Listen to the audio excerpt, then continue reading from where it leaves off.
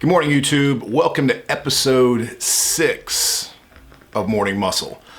I'm Rob Goodwin. The channel is Ketogenic Bodybuilding, and yet another Saturday morning that I've come to the gym early to talk to you wonderful people about the world of ketogenic bodybuilding and all things related to that. And if you would be so kind as to help us spread this message out into the universe, please do me the humble honor of clicking that subscribe button, and that way we can spread our message further and really get this thing out into the keto bodybuilding landscape. So please do that. I'd appreciate it. But onward to the program. It's been a long, draining, dreary, rainy, icy, nasty, gray Western North Carolina week here this week. It's a little depressing.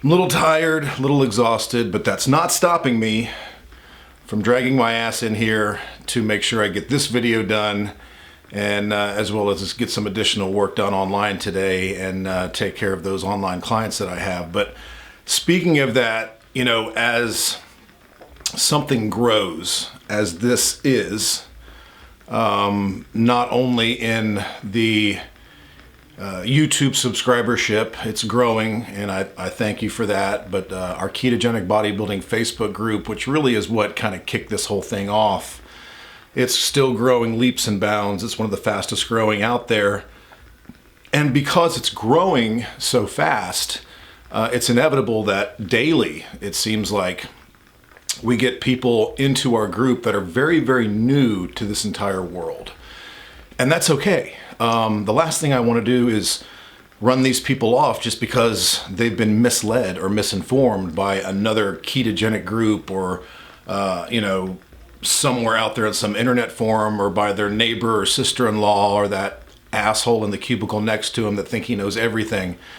So they come to us with a lot of good questions, and the last thing I want to do is run them away. So oftentimes we get involved in some pretty complex issues within the group, and I thought it might be a good time, especially as we're young in this YouTube thing that we're doing, to go ahead and throw out some very, very simple bullet points and guidelines about not only our ketogenic approach, our ketogenic nutrition approach and our take on that, but as well as how we combine that in the world of, hard, intense strength training, or even as, call it bodybuilding, whatever, or whatever bodybuilding means to you. We like to call it the extreme physique culture, people trying to be their very best that they possibly can with their physiques. So I wanted to kind of do a two-part series, obviously this being part 1. I wanted to do 5 key simple bullet points on the nutrition end, and then next week I want to do 5 simple key bullet points on the training end. And I will cover these quickly. I'm not going to delve into a lot of complex science. I'm not going to overexpand. We could talk about these 5 topics that I have here for hours and hours and hours. You could turn it into a damn weekend lecture seminar series if you wanted to, but we're going to keep it real simple just so you have a brief understanding of what we're doing here. And speaking of brief, quick understandings, if you haven't yet, go to ketogenicbodybuilding.com and download the free report, The Ketogenic Bodybuilding Rules of Engagement. It's basically a simple overview of my philosophy, what brought me to this nutritional bodybuilding hybrid approach that I use, and I use so successfully with my clients. But check that out because that's got some great information in it too. And dig into the Facebook page if you don't do that already, because there's some great people in there willing to help every step of the way. So on the nutrition end of the simple key things, we're gonna cover 10 things. We're going to cover 5 in the nutritional and 5 in the training segment that we're doing next week. So my 5 simple beginner points that I wanted to throw out there for you today. We'll start with number 1, and the one thing that I really want you to understand, that it's tough to wrap your mind around it if you've been in that, wrapped up in that keto, orthodoxy, the dogma out there of, everything about keto is about super high fat, and fat's the most important macronutrient, and you got to guzzle fat and drink fat and put a stick of butter in your coffee and all that nonsense.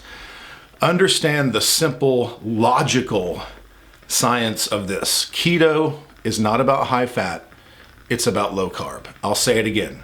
That's number one. Number one in my top 5 beginner keys to success in this is, number one, keto is not about high fat, it's about low carb. In order to reach a state of dietary ketosis, you have to restrict carbohydrates to an extremely low level or completely remove them altogether, which is also fine, and it's not dangerous. Once you have depleted the body of carbohydrate or glycogen, then your body, as a defense mechanism, because it doesn't have the energy component that it's used to using pretty much since you were a baby, has now been eliminated. Now, as a defense mechanism, a very intelligent defense mechanism, your body will start producing ketone bodies to supply the body and the organs and the brain with energy.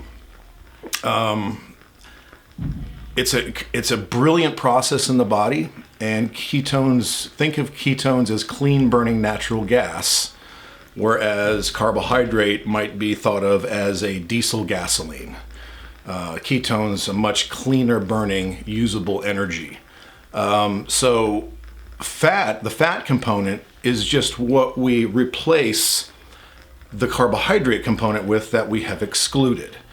So in order to reach some level of mild to moderate ketosis, which is all that is necessary, you eliminate the carbohydrate element. You then replace the carbohydrate element with healthy dietary fats, and it doesn't have to be a ton. Listen, here's where the logic comes in.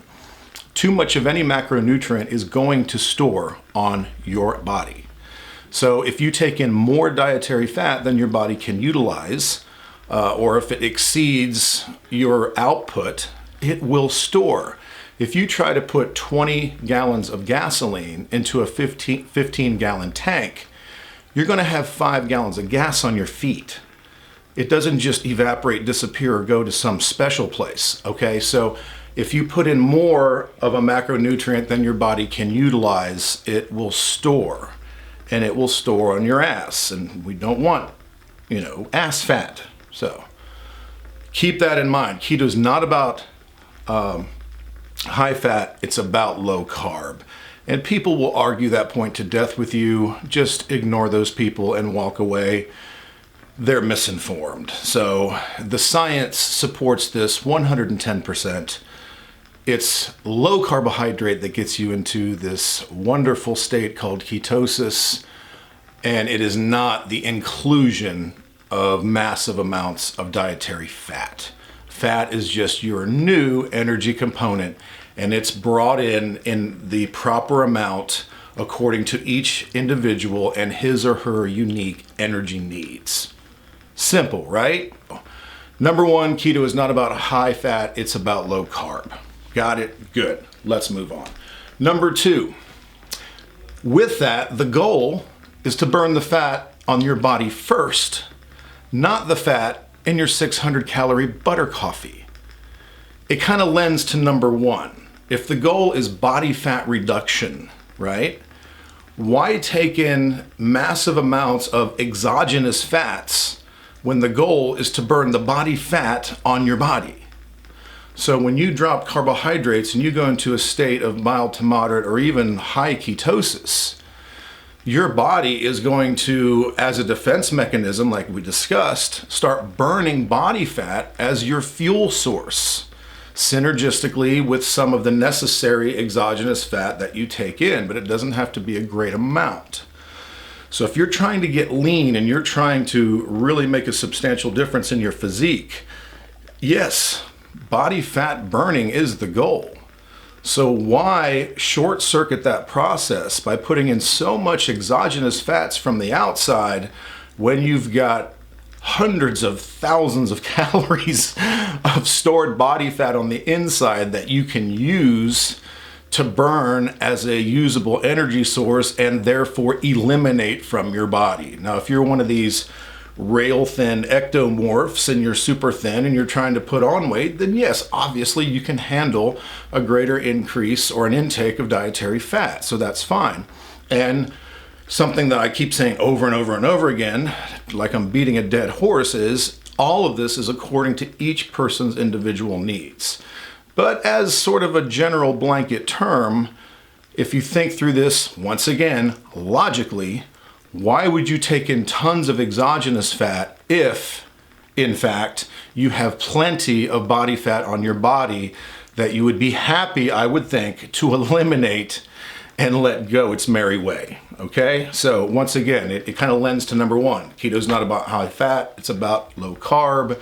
And if you've got plenty of body fat on your frame that you're looking to get rid of, then it stands to reason that massive amounts of exogenous fats from food is going to short circuit that process, and your body very well may choose to burn that fat over the fat that's on your hips and thighs. I don't know about you, but if given a choice, would you rather burn the stick of butter in your coffee, or would you rather burn the fat on your ass? The overwhelming response to this question has been ass fat. Got it? Okay, good. I think we can move on from there. That one's pretty simple to understand. Here's one. I need a whack of caffeine before I address this one. This one drives me absolutely batshit crazy. And here is this prime directive. Number 3, listen.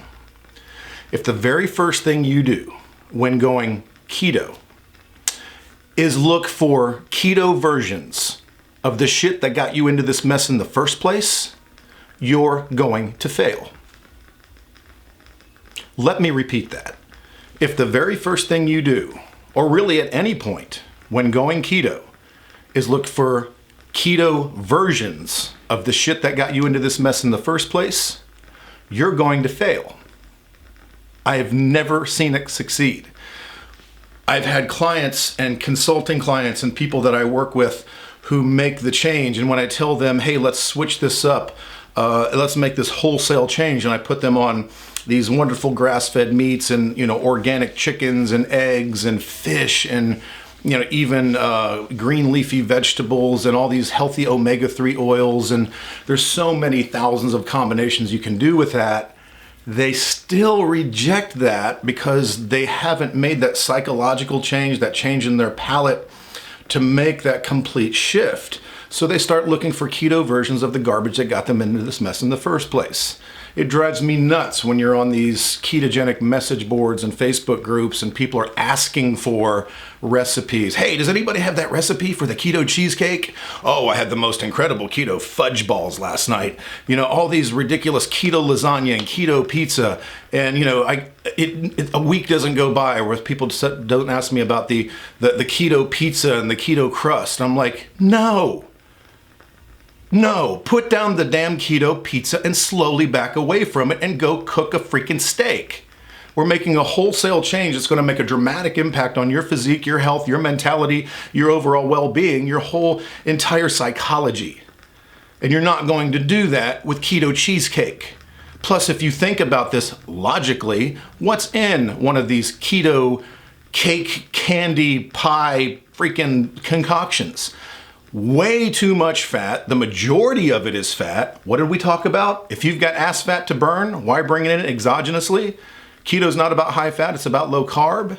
And sure, that keto cheesecake may be low carb, but it's predominantly fat, may not have an ounce of protein in it, and has got tons and tons of artificial sweeteners and God knows what else.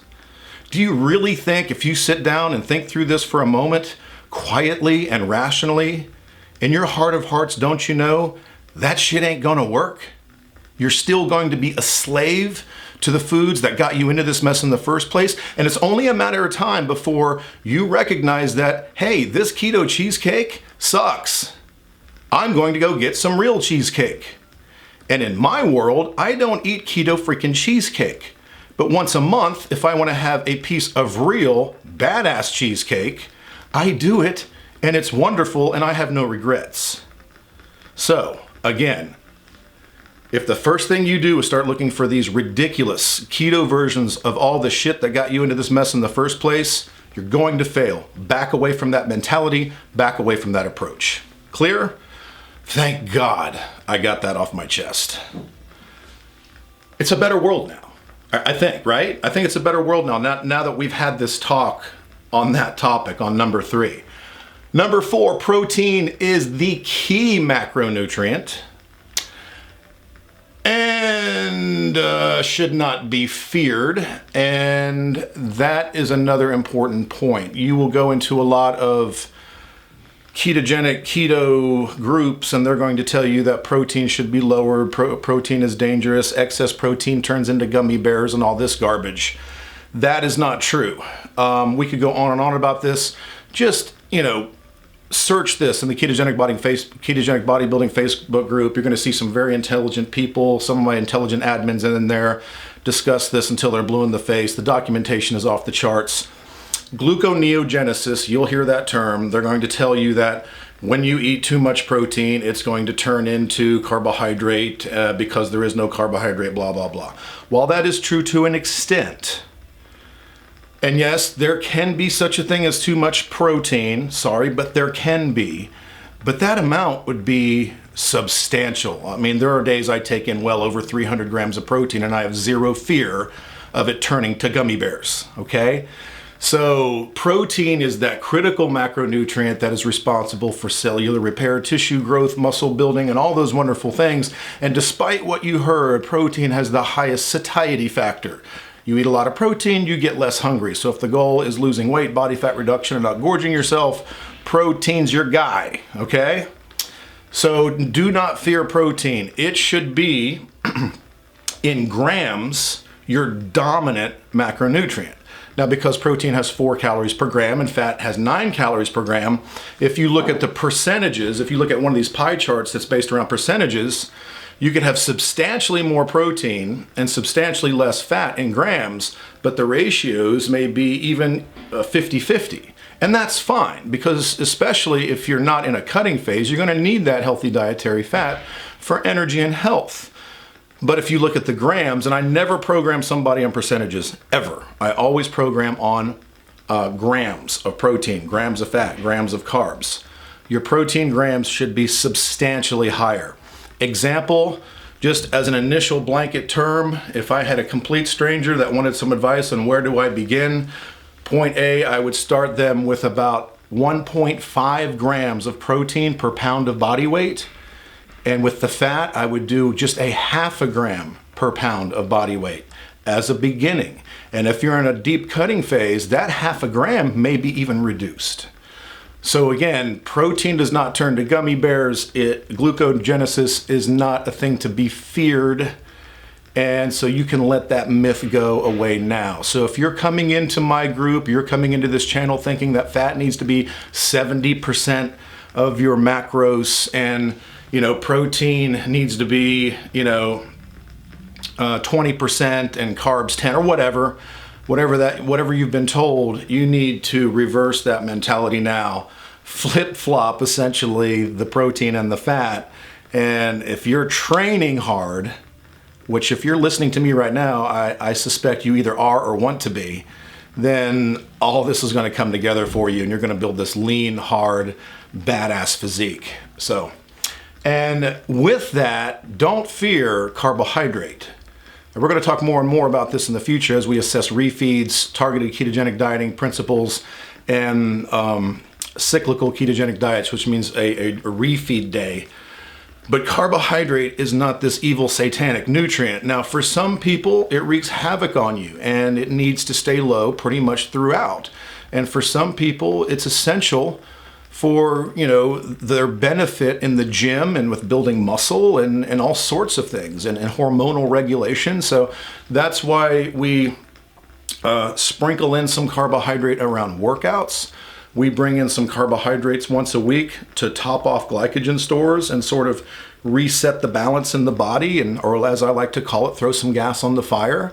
And I can't tell you how many hundreds of times I've taken somebody and threw 300-400 grams of carbohydrate at them on a Saturday, and they wake up Sunday morning down 2 pounds and feeling amazing, and everything just gets set back into motion again. But that is a prescription-based thing. Don't just start eating carbs with reckless abandon around your workouts and on Saturdays or Sundays.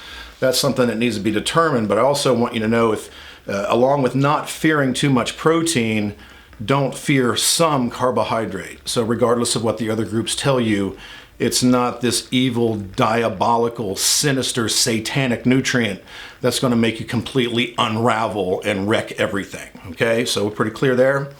So number 4 would be protein is the key macronutrient. Protein does not turn to gummy bears. Gluconeogenesis is a demand-driven process. You don't have to worry about that. And carbs in the right amounts and the right frequency are not to be feared. Which takes us to number 5. Hey, we're burning through this pretty quick. I'm proud of myself. Number 5 is don't obsess over ketones. Rather, obsess over becoming fat adapted, okay? These people that are peeing on little strips every day, number 1, let me get that one out of the way right now. If you're buying pee strips, and if you're peeing on these things, here's what's going to happen. Here's what's going to happen. Coffee first. I'm getting a little worked up and my mouth's dry, so you have to excuse me. When you first dump carbohydrate, bring in fat to replace that carbohydrate and start entering a state of dietary ketosis. Your body will start to produce ketones. If you've been a lifelong carb burner, sugar burner, your body is not used to this process. So as you're pumping all these new ketones through the body, your body, yes, will utilize them, but will also expel a good percentage of them as a waste product, because your body is still a little confused. It's not adapted to understanding that fat is now becoming your preferred energy source.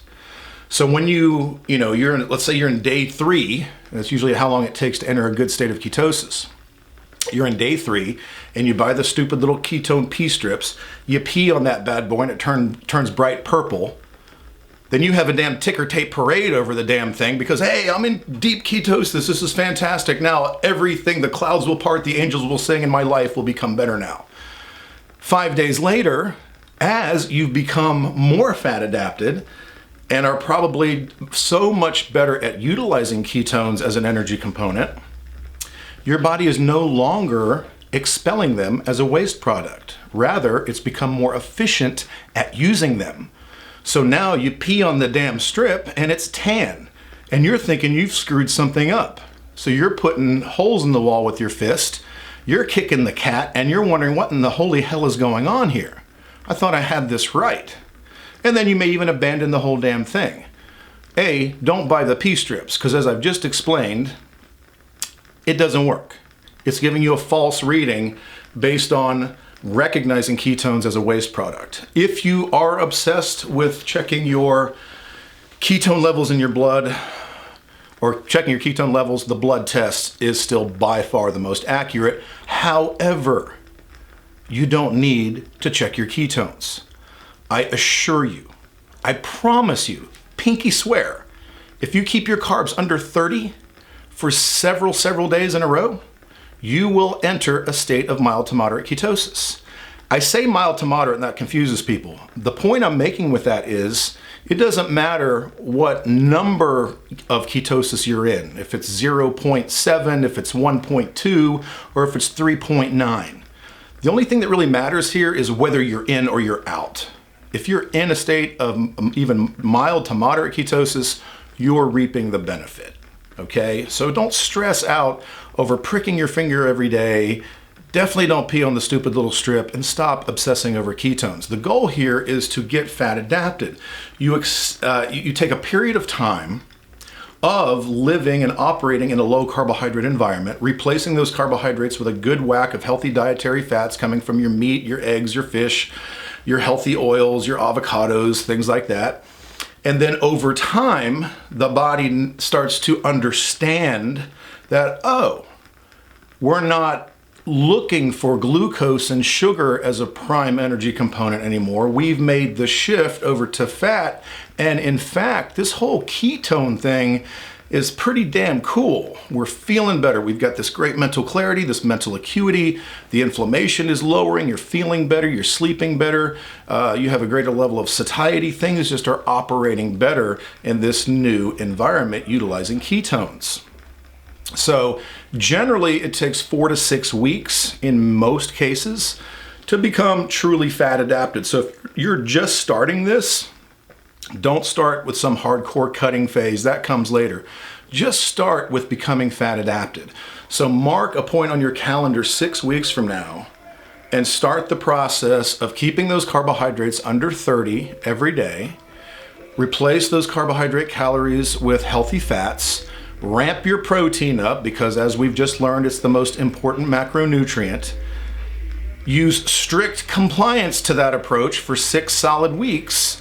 And then you're fat adapted. And now we can start making some shifts into the more aggressive ketogenic bodybuilding hybrid protocol, or what I call my DTR program. And if you're not familiar with that, I've got a video on it here. Check it out. It'll get you up to speed on that. But don't even do that if you don't know, if you're not confident that you're fat adapted, if you've went through that phase of making that shift from being a sugar burner to a fat burner, okay? And again, make sure you keep your protein high. So, does that make sense? All right, quick recap. Number 1, keto is not about high fat, it's about low carb. Number 2, the goal is to burn the fat on your body, not the fat in your butter coffee.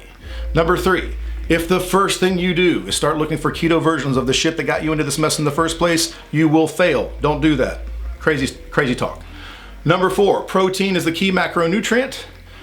Protein does not turn to gummy bears. Do not fear gluconeogenesis, and carbohydrates are not the devil. They can be brought in wisely. And number 5, don't obsess over ketones. Stop peeing on strips. Rather, focus on a period of strict nutritional compliance to become fat adapted, and you are well on your way. So these are the top 5 things that you really need to focus on out of the gate before we start taking it to more advanced levels.